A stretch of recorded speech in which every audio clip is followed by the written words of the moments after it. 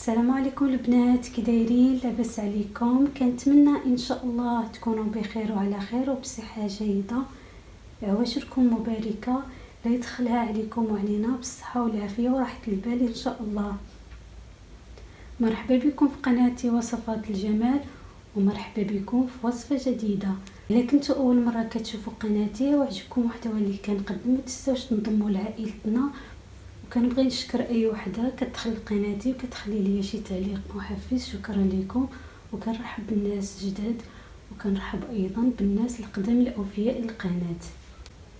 اليوم غنشارك معكم صباغه طبيعيه باللون الاشقر الفاتح بدون اكسجين، بدون ديكاباج وبدون مواد كيماويه، غير من المكونات طبيعيه كتعطي هذا اللون الرائع كما كتشوفوا معايا من اول استعمال.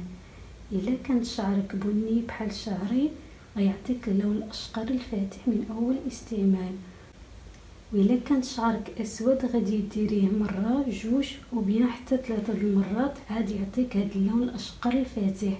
ودابا نخليكم مع الوصفه.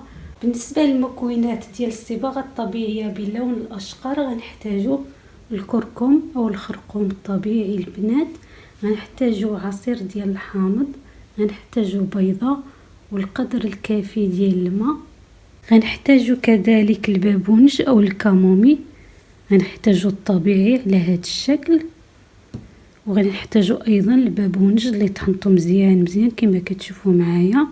غنخليكم مع الوصفه، نتمنى ان شاء الله تنال اعجابكم. قبل ما نبدا الوصفه نعرفكم على الفوائد ديال المكونات اللي غنحضر بهم الصباغه. بالنسبه للفوائد ديال البابونج كيعطي اللون الاشقر، كيفتح لون الشعر وكيعطيه اللمعان. بالنسبه للفوائد ديال الكركم ملون طبيعي كيعطي اللون الاشقر، كيغطي بصيلات الشعر. وبالنسبه للحامض وبيان عصير الحامض كيفتح لون الشعر وكيعطيه اللمعان. وبالنسبه للاصفر البيض كيغذي الشعر وكيرطبو وغني بالبروتينات. ودابا ندوز نحضر معكم الوصفه، نتمنى تعجبكم. اول مرحله غنحضر المنقوع ديال البابونج اللي غنخلطوا بها الصباغه ديالنا. كندير البابونج القدر الكافي، بالنسبه للكميه على حسب الطول ديال الشعر ديالكم. غنخوي على البابونج القدر الكافي ديال الماء، وكنديروا على عافيه مهيله حتى يطلق لي الفوائد واللون اللي بغيت. خليكم معايا.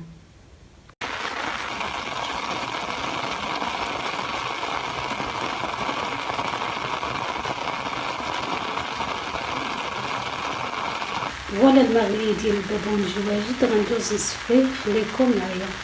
فوالا البنات المنقوع ديال البابونج من بعد ما صفيتو كما كتشوفوا معايا عطاني داك اللون الاشقر. دابا ندوز نكمل معكم الوصفه. ودابا البنات ندوز نحضر معكم الصباغه الطبيعيه باللون الاشقر. عندي هنايا القدر الكافي ديال البابونج اللي طحنته وغربلته بطبيعه الحال. بالنسبه للكميه ديال البابونج المطحونه البنات على حسب الطول والكثافه ديال الشعر ديالكم، عندي ما يعادل 3 المعالق كبار ديال البابونج اللي طحنته مزيان وغربلته. كنديرو في شي بول،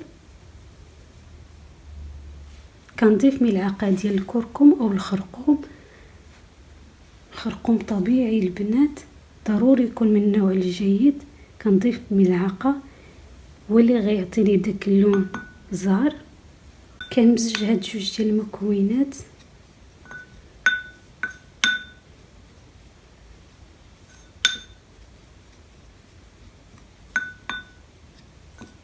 هاد الوصفه كتحيد الشيب، زوينه بزاف، كتعطي واحد اللون زويون.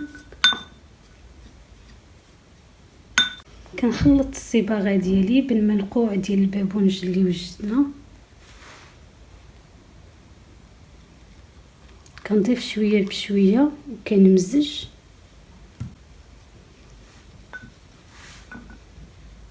خاص يجي القوام ديالها كريمي.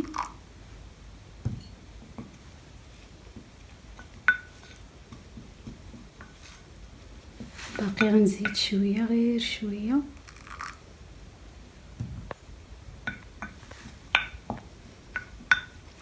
ولا البنات كما كتشوفوا معايا بديت كنحصل على اللون الاشقر. صباغة طبيعية بدون مواد ضارة كما كتشوفوا. باقي غنضيف المكونات الاخرين كما كتشوفوا. كنمزج مزيان. وصفة ساهلة البنات.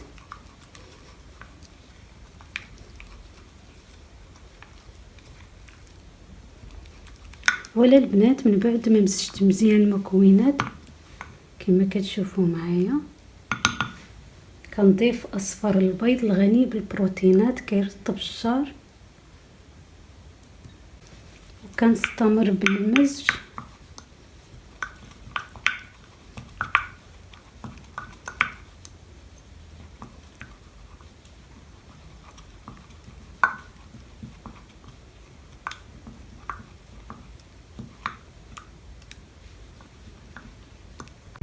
كنضيف عصير ديال الحامض اللي كيعطي لمعان للشعر.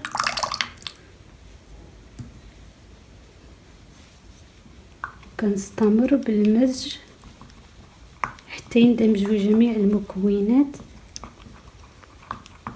وبقاو معايا نوريكم طريقة الاستعمال.